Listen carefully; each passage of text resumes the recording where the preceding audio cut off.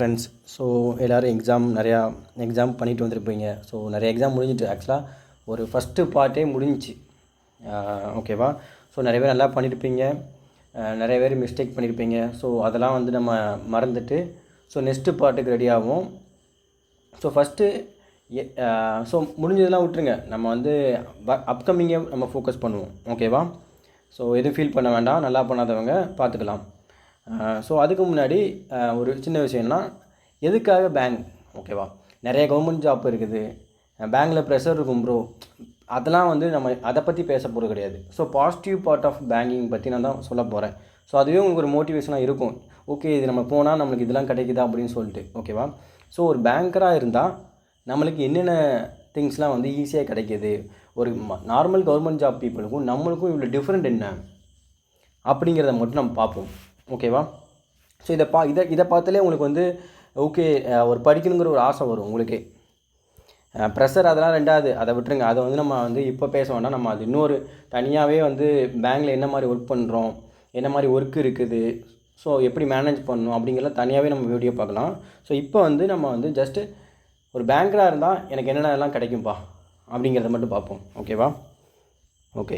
So first எல்லாத்துக்குமே வந்து ஒரு பொதுவாக வந்து ஒரு பையன், பொண்ணுங்களுக்கும் இருக்கும் ஆசை, பட் அதை விட பையங்களுக்கு இந்த ரொம்ப ஆசை இருக்கும். என்ன ஆசைனா, நம்மளுக்குன்னு ஒரு சொந்தமாக வீடு கட்டணுன்ட்டு ஒரு ஆசை இருக்கும்.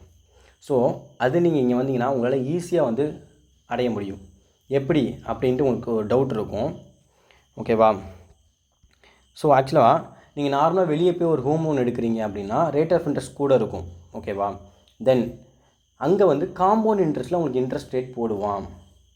ஓகேவா? இப்போ நீங்கள் ஒரு 80 லட்சம் ஒரு 60 லட்சம் நீங்கள் லோன் எடுக்கிறீங்கன்னா, நீங்கள் கட்டி முடிச்சிருக்கப்போ நீங்கள் எவ்வளோ கட்டியிருப்பீங்கன்னா கிட்டத்தட்ட அதை விட எக்ஸ்ட்ரா ஒரு பங்கு. ஒரு 60 லட்சம் எடுக்கிறீங்கன்னா 1.2 crore இல்லை 1.4 crore, லைக் அவ்வளோ தூரம் நீங்கள் கட்டியிருப்பீங்க. ஆனால் நீங்கள் ஒரு பேங்கராக இருக்கும்போது அவ்வளோ கட்டணும்னு அவசியம் இல்லை. ஃபார் எக்ஸாம்பிள், நீங்கள் ஒரு பிஓவாக இருக்கிறீங்கன்னா உங்களுக்கு வந்து இப்போ எனக்கு என்னோடய பேங்க்கில் வந்து எனக்கு 60 lakh வரை அவைலபிள் உண்டு எனக்கு. ஓகேவா? இது வந்து ஒவ்வொரு பேங்க்கு ஏற்ற மாதிரி மாறுபடும். நான் ஒரு எக்ஸாம்பிளுக்கு சொல்கிறேன். ஓகேவா? இப்போ எஸ்பிஐனா ஒரு இது இருக்கும். ஸோ இந்த மாதிரி ஒவ்வொன்றுக்கும் இருக்கும். ஸோ அதை வந்து நம்ம கன்சிடர் பண்ணணும். ஜஸ்ட் எக்ஸாம்பிளாக நமக்கு என்ன கிடைக்குங்கிற பெனிஃபிட்ஸ் மட்டும் நான் சொல்கிறேன் உங்களுக்கு. ஸோ இப்போ 60 lakh நான் லோன் எடுக்கிறேன்னா அவங்க என்ன பேசிஸில் நம்மளுக்கு வந்து லோன் அவைல் பண்ணுறாங்கன்னா, நம்மளோட சேல்ரி ஒன்று, இன்னும் நம்ம வந்து என்பிஎஸ்ன்னு சொல்லிட்டு கட்டுவோம். ஸோ அதை வச்சு தான். ஸோ ஸ்டார்டிங் 2 years வந்து நமக்கு வந்து ஹோம் லோனாக எதுவுமே எடுக்க முடியாது. ஓகேவா? ஸோ 2 yearsக்கு அப்புறம் நம்ம பெர்மனன்ட்க்கு அப்புறம் தான் நம்ம ஹோம் லோனுக்கு எலிஜிபிள் ஆகும். ஸோ அப்போ வந்து 60 lakh நம்ம எடுக்கிறோன்னா என்ன கணக்கில் அவங்க போடுவாங்கன்னா, 60 lakh நீ எடுக்கிறேன்னா அதில் 1/3 நீ வந்து இன்ட்ரெஸ்ட்டாக கட்டணும்னு சொல்லுவாங்க. So 20 lakhs. ஸோ நீங்கள் எடுக்கிற அமௌண்ட் 60னா நீங்கள் கட்டுற இன்ட்ரெஸ்ட்டு வெறும் 20 lakhs இருக்கும். ஸோ டோட்டலாக பார்த்தீங்கன்னா வெறும் 80 லட்சம் தான் நீங்கள் வந்து கட்டவே செஞ்சுருப்பீங்க. நல்லா யோசிச்சு பாருங்கள். நீங்கள் ஒரு 28 ஏஜில் நீங்கள் ஒரு லோன் எடுக்கிறீங்க அப்படின்னு வச்சுக்கோங்களேன் எக்ஸாம்பிளுக்கு, இல்லை 30 கூட வைங்க. நீங்கள் 60 வயசு வரை வேலை பார்க்குறீங்கன்னு வச்சுக்கோங்க, 30 years. ஓகேவா? நீங்கள் 30 வயசில் நீங்கள் லோன் எடுத்து வீடை கட்டிட்டீங்கன்னு வச்சுக்கோங்க, நீங்கள் எக்ஸ்ட்ரா எவ்வளோ கட்டுறீங்க? வெறும் 20 லட்சம் தான். இப்போ நீங்கள் இந்த 30 வருஷம் கழிச்சு உங்களோட வீட்டு வேல்யூவும் உங்களுடைய பிளேஸ் வேல்யூவே வந்து இந்த 80 லட்சத்துக்கு மேலே இருக்கும். நல்லா யோசிச்சு பாருங்கள். 30 வருஷம் அப்புறம் நீங்கள் வாங்கியிருக்க வீடும் நீங்கள் கட்டியிருக்க வீடும் ப்ளஸ் அந்த பிளேஸோட வேல்யூ இந்த 80 லட்சத்துக்கு மேலே இருக்கும். அப்போ அதோட ரேட்டே வேறு மாதிரி இருக்கும்.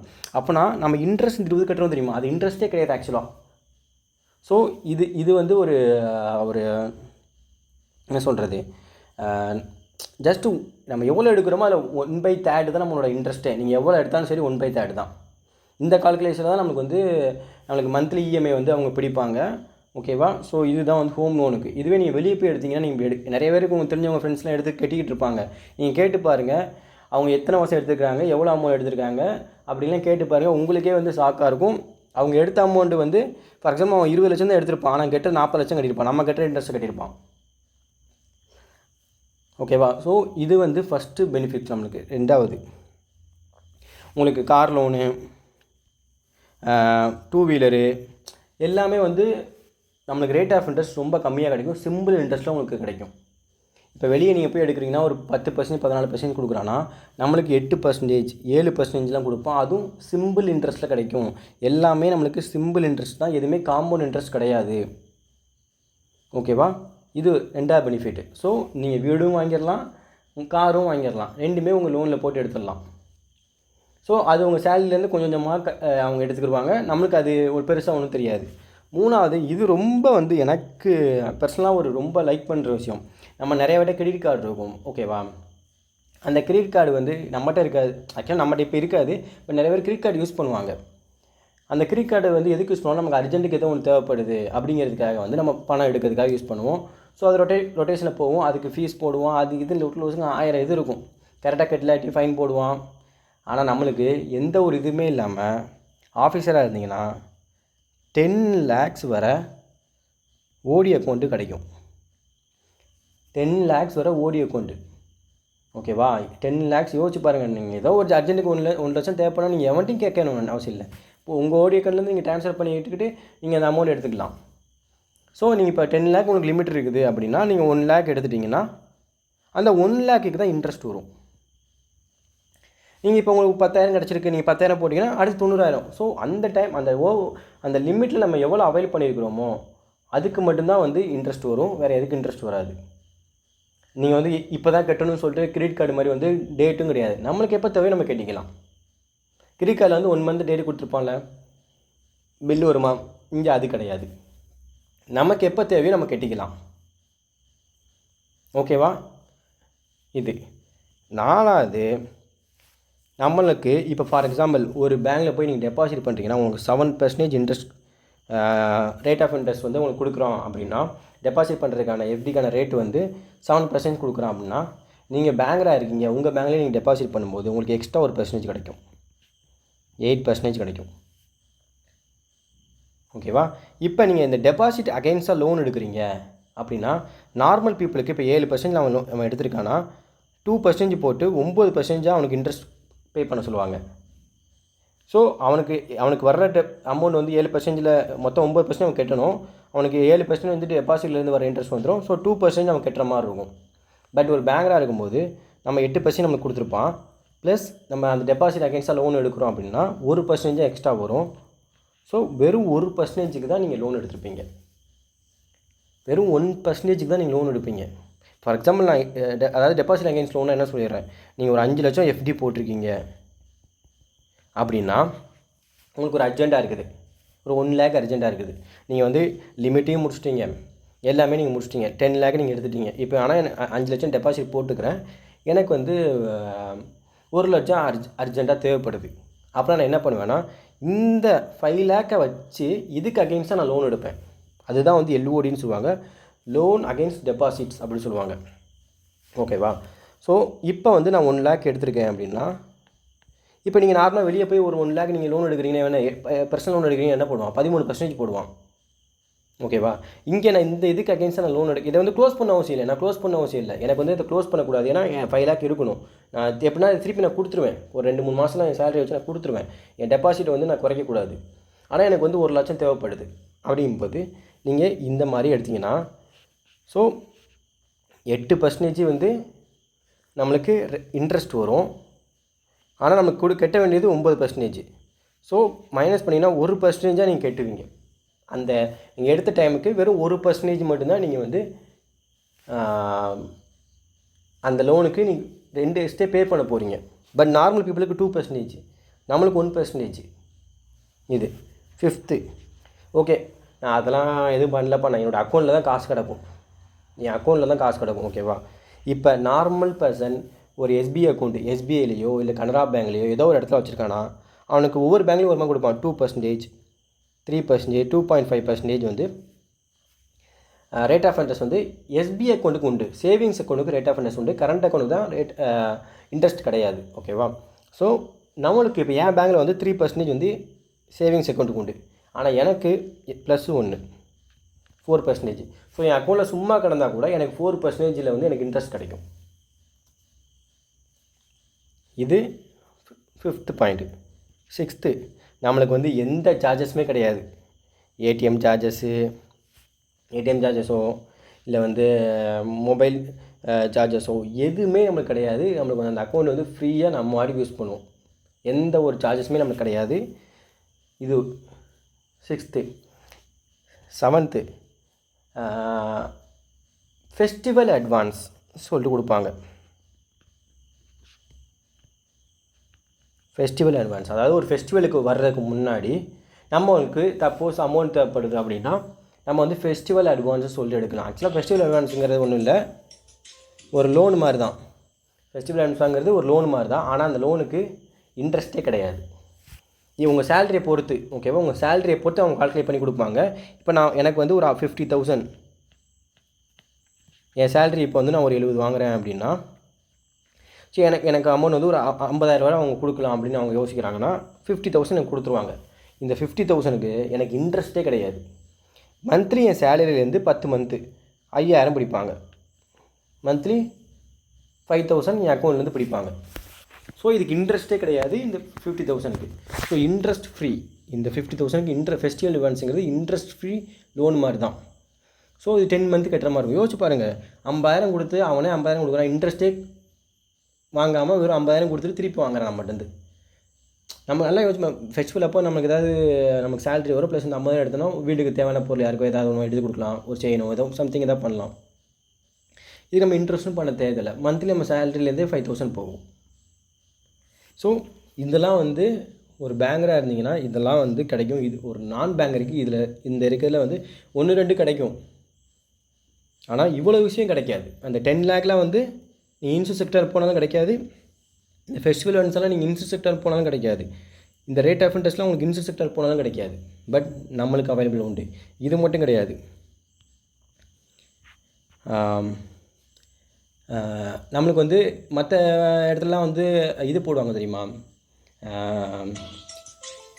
இது எக்ஸாமுங்க பாருங்க, போனஸ் மாதிரி போடுவாங்க. நம்மளுக்கும் போனஸ் மாதிரி உண்டு. என்ன, ஆனால் எப்படி போனஸ் கிடைக்கும்னா நம்மளுக்கு என்ன சொல்கிறது, நமக்கு பிஎல்ஐன்னு சொல்லுவாங்க. நமக்கு வர ப்ராஃபிட்டை பொறுத்து நமக்கு கொடுப்பாங்க. ஸோ மார்ச் மந்த்து அதுவுமே நம்மளுக்கு உண்டு. ஒரு 30,000 ஒரு 40,000 சம்திங் வரும். ஓகேவா. இது போக ஆஃபீஸருக்கு 4 years ஒன்ஸ் வந்து டூர் பேக் மாதிரி கொடுப்பாங்க. அதாவது உங்கள் ஃபேமிலியோட நீங்கள் டூர் போய்க்கலாம். 4 days லீவ் கொடுப்பாங்க. 4 days இல்லை, லீவ் உண்டு. பட் அவங்க நம்மளுக்கு கொடுக்குறது வந்து 4 days 3 days தான் கொடுப்பாங்க. வித்து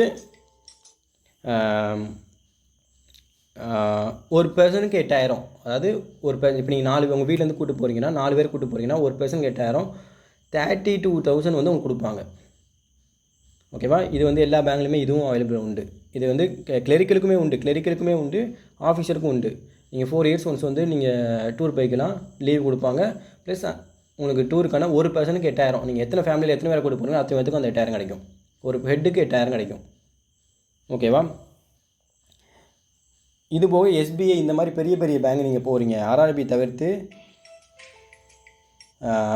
பெரிய பெரிய பேங்க் நீங்கள், ஸோ எஸ்பிஐ இந்த மாதிரி பேங்க் நீங்கள் போகிறீங்கன்னா அங்கேயுமே எல்லா பேங்க்லையுமே இது உண்டு. ஓகேவா. அது போக எஸ்பிஐ இந்த மாதிரி பிரான்ச்சில் எக்ஸ்ட்ரா ஒரு அலவன்ஸ் உண்டு, ஃபர்னிச்சர் அலவன்ஸ் உண்டு.